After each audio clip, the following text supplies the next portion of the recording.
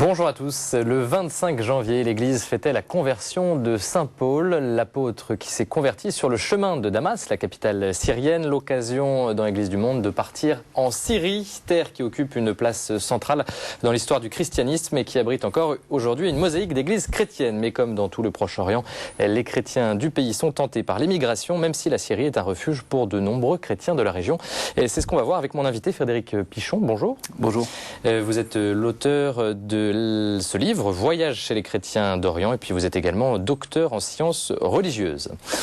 Tout de suite, on va partir en Syrie, où comme partout dans le monde, les chrétiens fêtent cette année le bimillénaire de la naissance de l'apôtre Paul, jubilé qui a un écho particulier en Syrie. Les explications en images de Sophie Lenny. À l'occasion des 2000 ans de la naissance de Saint Paul, l'Église propose de redécouvrir cette année la figure de l'apôtre des nations. Et en Syrie, pays profondément marqué par le passage de l'apôtre, les festivités vont bon train.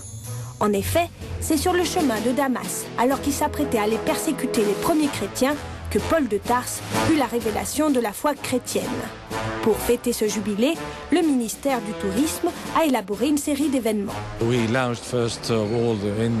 La Syrie a lancé dès le 28 juin 2008 une année de célébration de l'apôtre Paul.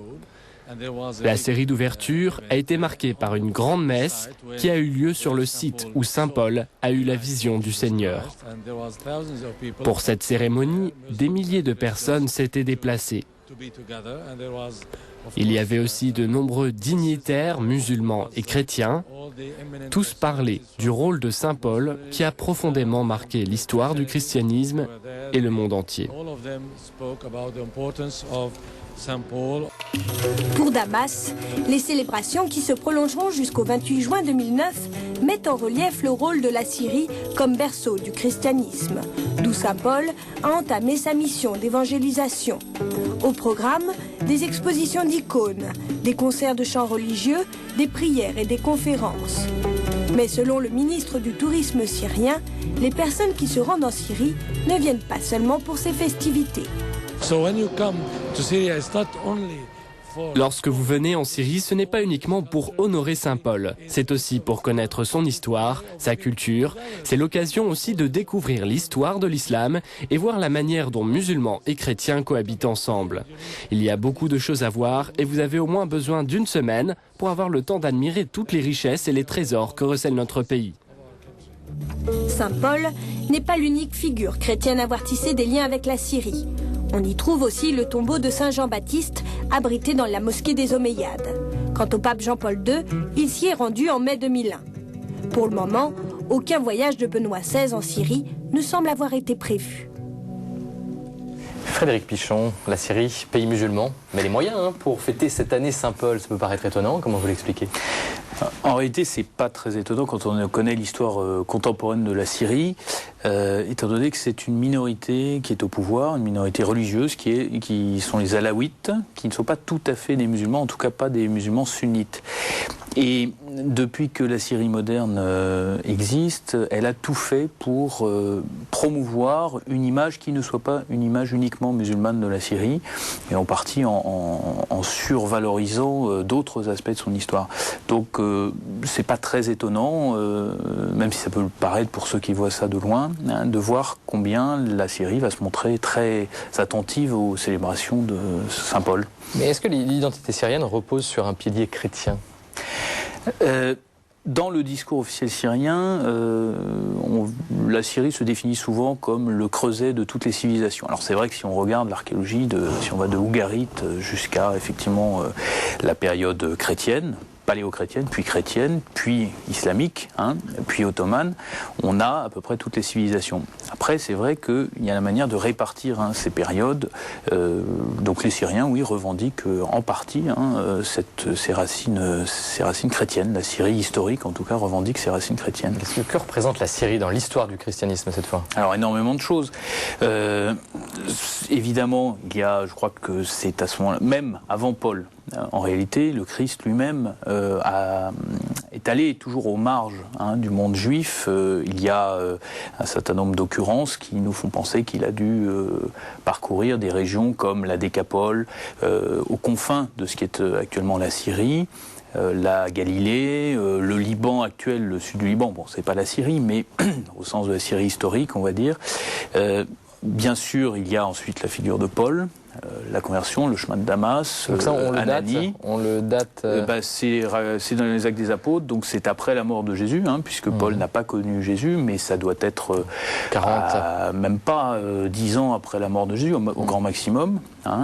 Et puis alors après, comme on l'a vu sur les images du film, il y avait la Syrie était une terre de monachisme très important, avec des ermites célèbres comme par exemple Saint Siméon le Stylite, dont on voyait tout à l'heure la basilique, un homme qui a vécu donc en haut d'une colonne et qui attirait des foules. On a des récits de pèlerins, des gens qui venaient de Gaule ou d'Italie pour lui parler. Donc ça a été très tôt. On a les fameuses villes mortes qui se trouvent au nord de la Syrie également, avec tout un art très original, une architecture paléo-chrétienne inconnue ailleurs dans la région. Donc la Syrie, c'est synonyme d'origine du christianisme.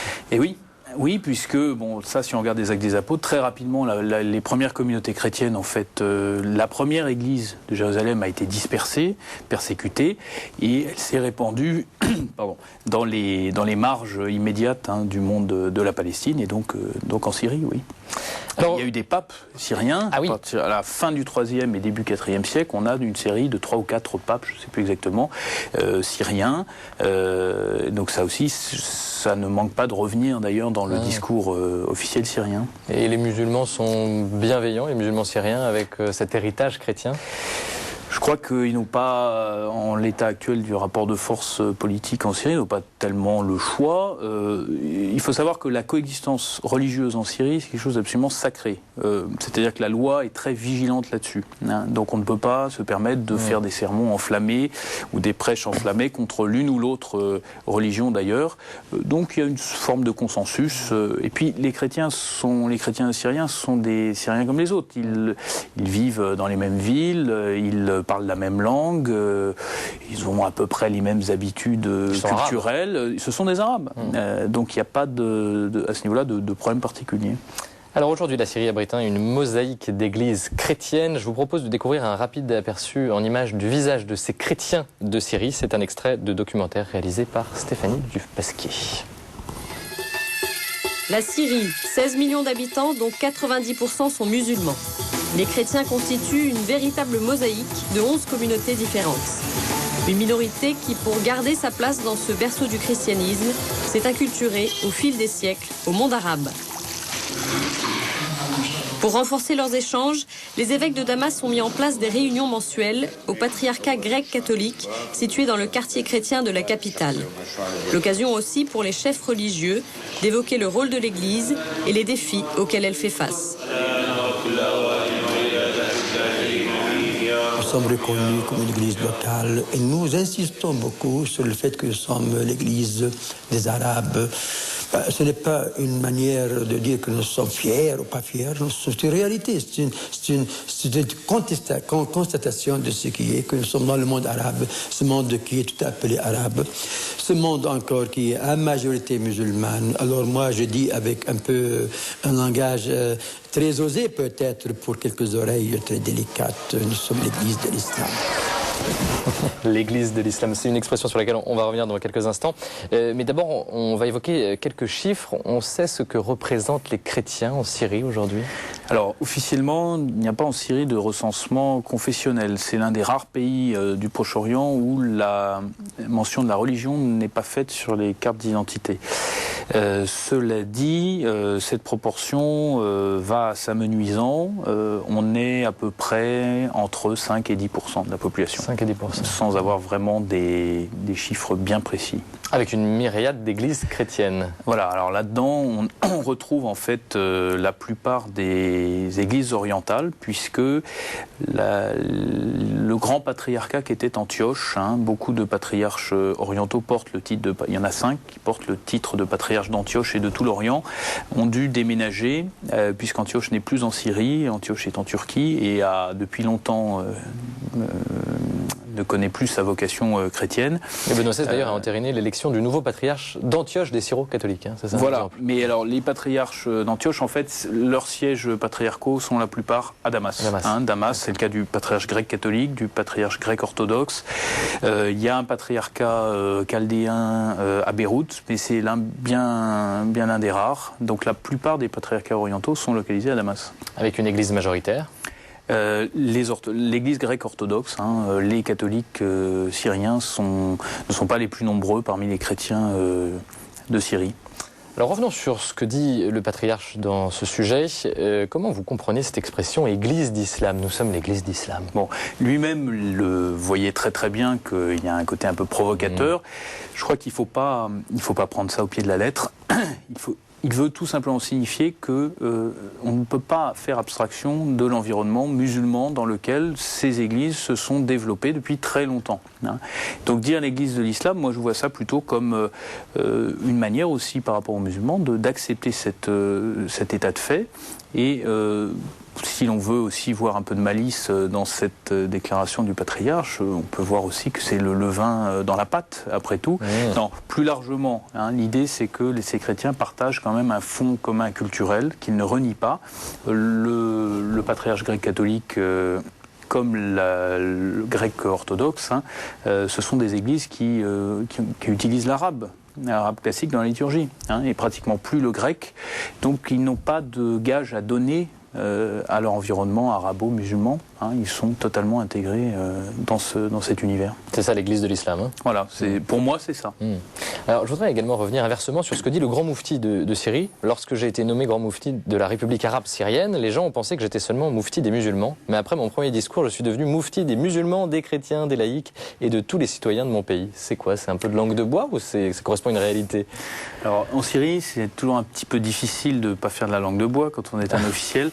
Mais plus sérieusement, je crois que ça témoigne tout simplement du fait que l'islam sunnite est très surveillé, très encadré par les instances étatiques et que de ce côté-là, il n'y a pas de danger. Donc on se méfie des extrémistes en fait. Voilà, donc le pouvoir va encourager des gens qui sont capables de tenir ce discours. Donc on dialogue entre musulmans et chrétiens, ça fonctionne? On dialogue, alors là-bas on dit c'est le dialogue du pain et du sel. C'est-à-dire que on entretient des relations courtoises. De là à dialoguer très très franchement, le dialogue théologique est un peu difficile. Au bout d'un moment, de toute façon, on va rester sur des choses impossibles. En tout cas, il y a un dialogue culturel. Mais il y a un dialogue culturel. Il faut séjourner en Syrie. Il faut voir le prêtre de la paroisse aller présenter ses félicitations pour l'Aïd el-Kébir à l'imam. Il faut voir l'imam monter. Moi, je l'ai vu dans un monastère à côté de Damas, monter à Noël. Le lendemain de Noël, avec un plateau de douceur, comme on dit, de pâtisserie, pour présenter ses félicitations pour la fête de Noël au curé. Il faut voir ça. C'est tout à fait de bonne volonté. C'est encouragé par le régime. Alors après, les intentions, la sincérité, on peut toujours en discuter. N'empêche que ça crée quand même un climat, une ambiance dont tous les responsables chrétiens vous diront qu'il est tout à fait propice à la vie en bonne intelligence. Quel est le statut des chrétiens en Syrie? Parce qu'on dit souvent qu'ils sont proches du pouvoir en place. Alors, il y a chrétiens et chrétiens.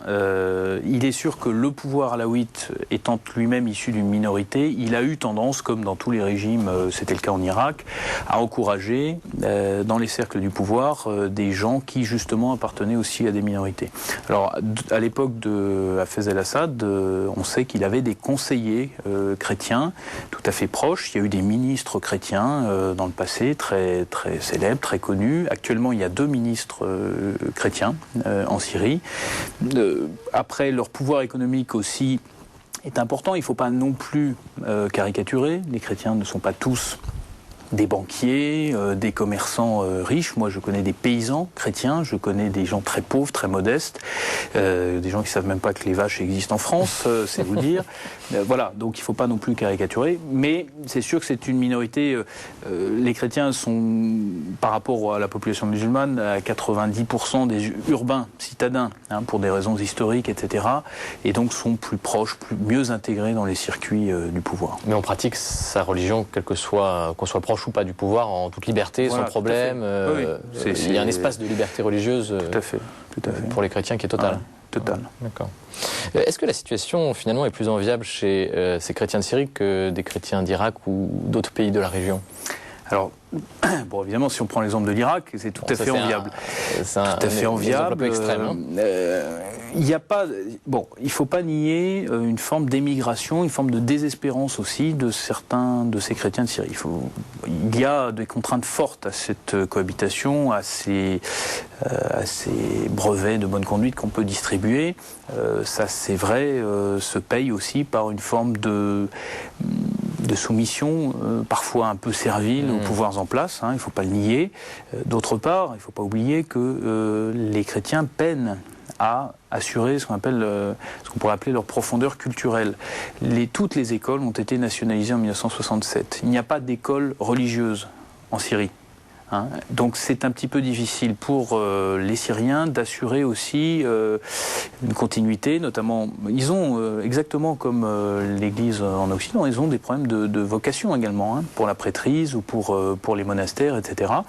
Et puis, ils sont tentés plus que les populations musulmanes par l'émigration. Parce que pour des raisons d'abord et avant tout économiques, comme ça l'a été dans le monde arabe depuis très longtemps. Les chrétiens, en général dans le monde arabe, ce sont des communautés qui ont réalisé leur transition démographique bien avant les populations musulmanes. Donc qui ont commencé à redire leur naissance, qui ont commencé à penser à leur bien-être, qui ont bénéficié d'un niveau d'instruction supérieur grâce aux missions, aux ordres religieux, etc. Et donc qui ont une propension beaucoup plus naturelle à émigrer.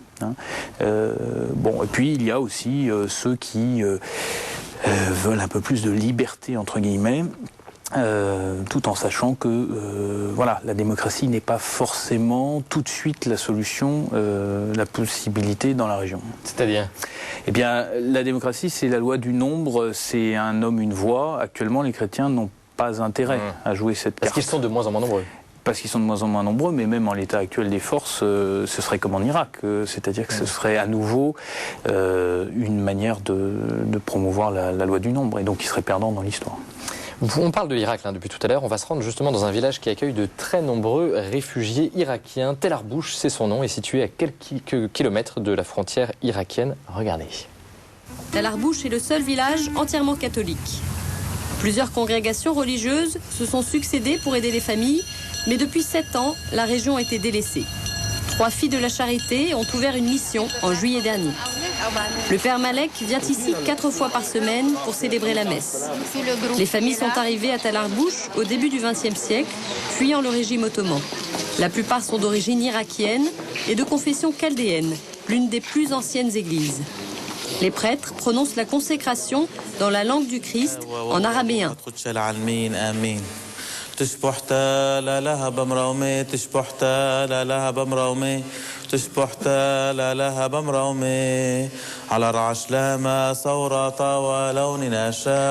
de l'araméen.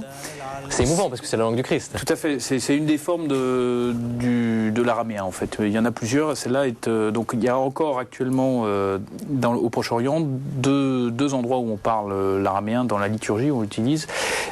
Alors là, en l'occurrence, je pense que c'était une version, c'est ce qu'on appelle le sourette, qui est plus qui est parlé dans les montagnes du sud-est de la Turquie et du nord de l'Irak, justement, d'où viennent ces populations, qui est la langue liturgique des Chaldéens et des Assyriens, puisque c'est la même chose, mais l'équivalent orthodoxe.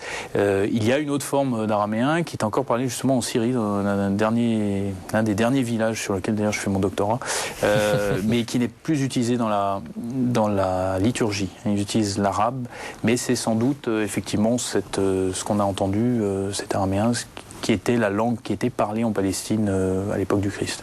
Alors, il faut préciser que ces images qu'on a vues remontent à quelques années. C'est un village qui accueille de nombreux aujourd'hui réfugiés irakiens, chrétiens irakiens qui fuient les combats et puis la persécution en Irak.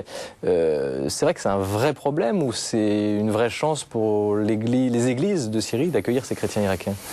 Comment vous définissez cette problématique? Je pense que c'est plutôt un vrai problème. D'abord pour la Syrie tout entière, ça a provoqué, ça a eu des conséquences tout à fait désastreuses. Ils sont des dizaines de milliers arrivés. Ça a notamment provoqué une flambée des loyers. puisqu'il y a aussi des gens riches qui ont quitté l'Irak. Ça a provoqué une flambée des loyers à Damas, ça a provoqué du chômage aussi. Et puis pour ces communautés irakiennes déplacées et qui vivent sans emploi, même si la Syrie a voulu montrer qu'elle était tout à fait magnanime, moi je me souviens y être passé dès 2004, j'avais discuté avec Monseigneur Aoudo qui est l'archevêque d'Alep, voilà, pour les Chaldéens, qui m'avait expliqué combien le système syrien avait même ouvert les écoles. Ils avaient immédiatement scolarisé les petits Irakiens dans les écoles publiques, puisqu'il n'y a que ça en Syrie. Voilà. Alors d'un point de vue, on pourrait dire, bon, ça c'est bien, ça gonfle le nombre de chrétiens en Syrie, mais je crois que c'est pas suffisant. Leur situation est dramatique. Il y a des cas de misère sociale, psychologique, même morale. On m'a parlé de choses un peu épouvantables parmi ces populations réfugiées. Et puis à terme, je crois qu'ils cherchent tous à partir plus loin, au Canada, en Europe, etc., en Occident. Comment ils sont accueillis par les chrétiens locaux ? Ils sont bien accueillis, notamment parce que par affinité, ils vont retrouver un certain nombre donc les Chaldéens vont retrouver, il y a aussi une toute petite partie des chrétiens syriens qui sont des Chaldéens, donc qui sont la majorité. Alors en Irak, justement, c'était l'inverse. La majorité des chrétiens en Irak étaient catholiques, sont des catholiques. Et puis ils aiment à retrouver aussi un certain nombre de hauts lieux du christianisme, justement, dont on parlait, syriens. Moi j'ai vu des Irakiens qui habitent Damas, mais qui sont obligés de s'occuper un petit peu, et qui vont sur tous les grands lieux de pèlerinage chrétiens, autour de Damas, etc. Pour eux, ça parle davantage que l'Irak, sur lequel ils ont malheureusement fait une croix. Moi j'avais rencontré une famille comme cela l'été 2007. Ils ont fait totalement une croix. Ils ont tout perdu là-bas. Ils n'ont qu'une envie, c'est d'assurer un avenir à leurs enfants. D'ailleurs, pour eux, c'est un peu tard. C'est vraiment pour leurs enfants. Donc, c'est pas une situation qui est très enviable, à la fois pour eux, mais c'est pas forcément très bon non plus pour les équilibres démographiques de la Syrie et pour la population locale. D'autant qu'ils parlent de ce qu'ils ont vécu, parfois des choses atroces en Irak. Est-ce que ça fait peur aux chrétiens syriens ? Ça fait peur aux chrétiens syriens, mais surtout ça renforce d'autant plus la loyauté envers le régime. Parce qu'on sait très bien que si il devait y avoir les mêmes bouleversements en Syrie, le sort des chrétiens syriens serait le même que celui des Irakiens. Ah oui, c'est-à-dire s'ils n'étaient plus protégés par un pouvoir tutélaire un petit peu, donc ça ça, en fait. Certes autoritaire, eh bien ils seraient obligés de partir aussi. Immédiatement, des frustrations contenues depuis très longtemps se déchaîneraient comme ça l'a été en Irak. Ouais, donc ça tient à ça aussi, à cette proximité. Oui, tout à fait. Ça a un rôle d'aiguillon aussi dans la loyauté qu'ils ont envers le régime. Et vous ne trouverez pas un responsable chrétien en Syrie qui vous dira du mal du régime. Ouais. La langue de bois. Non, c'est pas forcément la langue de bois. En tout cas, ils ont pas tort, c'est vrai. Ils ont pas tort, ils se protègent aussi. C'est vrai. Je pense qu'il faut pas raisonner toujours de manière duale. La démocratie n'est pas forcément faite pour solution. Tout le monde, Et comme dirait mon préfacier Antoine Sfer, pour avoir une démocratie, il faut des démocrates. Donc il faut d'abord, c'est au terme d'un processus sociologique d'évolution des populations que l'on peut avoir un régime démocratique. Mais en soi, ça ne fonctionne pas forcément. Un petit mot sur le rôle des chrétiens sur le terrain social en Syrie. Quel est-il exactement ? Alors, il faut bien dire que ces communautés sont relativement fermées, entre guillemets, sur elles-mêmes. C'est-à-dire que le terrain social, c'est un terrain chrétien social. Au niveau de l'enseignement, les écoles autrefois chrétiennes, qui maintenant ont été nationalisées, avaient, comme au Liban, accueillaient de nombreux élèves musulmans. Donc on va voir quelques images à Damas, chez les Filles de la Charité, par exemple, qui accueillent des musulmans. Voilà. Alors pour ce qui est des hôpitaux, c'est tout à fait. C'est le cas. Donc là, on accueille tout le monde, chrétiens, musulmans. Voilà. Mais il faut voir que ces établissements sont quand même assez rares. Il y a à Alep aussi l'hôpital Saint-Louis qui accueille aussi toutes toutes les confessions, bien entendu, tous les problèmes, tous les gens qui ont des problèmes. Entre soi, oui, il y a une entraide très importante. Les responsables religieux ça c'est hérité de la période ottomane, sont aussi des responsables communautaires, y compris sur le plan comptable et financier. Donc ils sont des chefs aussi économiques de leur communauté et l'entraide s'exerce prioritairement, c'est vrai, entre chrétiens. Et merci Frédéric Pichon, je rappelle que vous êtes l'auteur de ce livre Voyage chez les chrétiens d'Orient, c'est aux presses de la Renaissance et puis vous avez dirigé le dernier numéro des Cahiers de l'Orient sur les chrétiens d'Orient. Voilà, c'est la fin de cette émission. On se retrouve la semaine prochaine dans Église du Monde. On partira en Afrique du Sud. Très bonne semaine à tous.